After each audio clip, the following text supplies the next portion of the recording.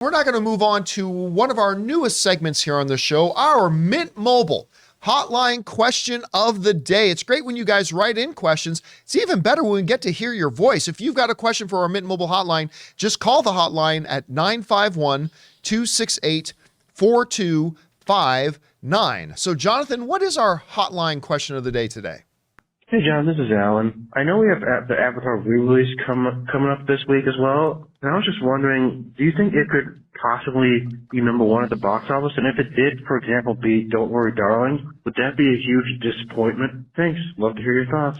All right, thanks a lot for calling that in, Alan. And you know what? You raised an interesting question.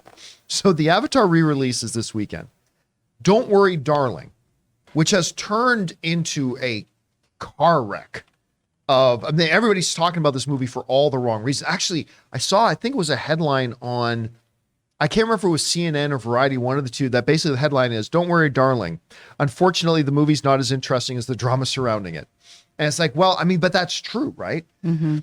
It could still make some money. We saw some early box office forecasting for it come out the other day saying it could make upwards of $20 million opening weekend, maybe even more. And if it does, great. But with Avatar coming out, and we just talked about the fact that they're adding in some Avatar 2 scenes into it as well. How big of a punch in the face would it be to Don't Worry, Darling, the studio, Olivia Wilde, if this re-release of how old is this movie now? It's 2009, right? Was it 2009? So we're looking at a 13-year-old movie, gets a re-release and beats it at the box office. The humiliation would be significant. That said, I don't see that happening. Not because I think Don't Worry, Darling is going to be a huge box office darling, pardon the pun, but I just don't think the re-release of Avatar, re-releases don't generally do that well, right? They make a few $1,000,000, they move on. Avatar has a great chance of doing very well for a re-release, but I don't see it, breaking $10 million.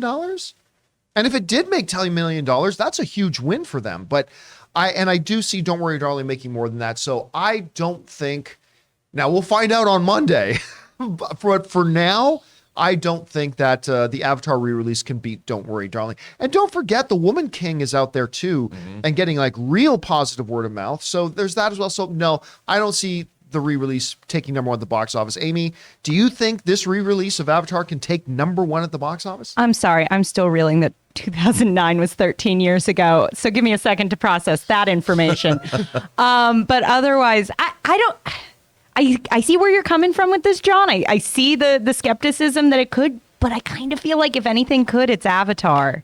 I don't disagree. Again, if anything good, it is Avatar. Talking about that, for me, I've never seen it. I'm going to wait. I'm going to pay to see it. Well, I have AMC, whatever. But but I'm going to take that time to go see it if I'm ever going to watch it. And again, that people did this experience with such sort of this juggernaut thing to go see it in theaters. I think people are going to come out in bigger numbers than you would see for any regular re-release of something. And at the end of the day, I'm a little worried for Don't Worry, Darling. These early reviews have not been positive.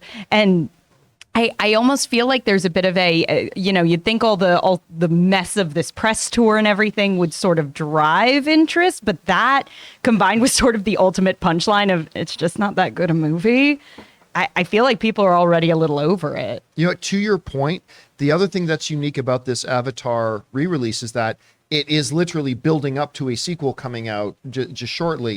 You know, sometimes older movies just get re-released in a vacuum. This is not that case.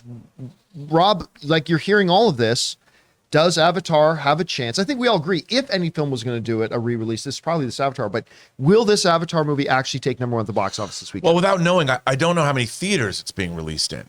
Like, is it a major wide release or is it more of a specialty release where it's going to only certain theaters? It's listed on Box Office Mojo as wide. So if it is, if it's wide, I think it certainly does have a chance because like you, Amy, I think there's a lot of people who just haven't seen it. Or to your point, if people are, getting hyped for the sequel, how many people are watching it regularly at home? I think there's going to be a lot of people going, I don't really remember the ins and outs of Avatar. I kind of need a refresher. You can't watch it at home right now because Disney pulled it down There in you go. anticipation of the re-release. And the thing is, I keep going back to when I took my mom, she'd never seen an IMAX movie or an IMAX 3D film. My mom is a very unimaginative, very pragmatic woman. When it was over, her eyes were as big as saucers. And she turned and looked at me and she said, with wonder in her eyes. And I didn't see my mom have a lot of wonder in her eyes, but she said, how did they do that? And she loved it. And my mom was 70 when I took her. And so I think a lot of people had that response to it. We're jaded film fans. Will it? Now, can it? Sure, it can. But will it be number one? I think the potential's there. Okay, no, I'm going to put your feet to the fire. Will it be number one? I'm going to say no. Again, see what happens. Amy is saying yes. I gotta go with no. I gotta go with no only because Harry Styles fans, there's a lot of them. There are a lot of them. And but again, I honestly don't know. I would have to look at and see theater numbers. All right. Well, guys, I'm going to go no. Okay, you're going to go no. I'm going to go no, but we'll find out if any film can do it. Like Amy was saying, it is Avatar. What do you think? With the Woman King still out there getting great word of mouth. Don't Worry, Darling coming out. Can an Avatar re-release take number one at the box office this weekend? What do you guys think? Jump down to the comment section below and leave us your thoughts. Hey guys, we want to thank the sponsor of today's episode, Mint Mobile. Mint Mobile offers premium wireless starting at just $15 a month. And now for the plot twist. I'm just kidding, there isn't one. Seriously, Mint Mobile just has premium wireless service from $15 a month. There's no trapping you into a 2-year contract or opening the bill to find these crazy fees. There's no luring you in with free subscriptions to streaming services that you'll forget to cancel and be charged full price for. I used to dread opening my phone bill every month because every time I was opening it, it was like playing roulette. I never knew what the actual price was going to be, and it always seemed to get higher. But not with Mint Mobile. Mint Mobile gives you the best rate whether you're buying for one or a family, and at Mint, families start at 2 lines. All plans come with unlimited talk and text, plus high-speed data delivered on the nation's largest 5G network. And if you're worried about the complication of switching things over, don't. Use your own phone with any Mint Mobile plan and keep your phone number along with all your existing contacts. So guys, get premium wireless from just $15 a month and no unexpected plot twists at mintmobile.com/Campea. That's mintmobile.com/Campea. Seriously, you'll make your wallet very happy at mintmobile.com/Campea.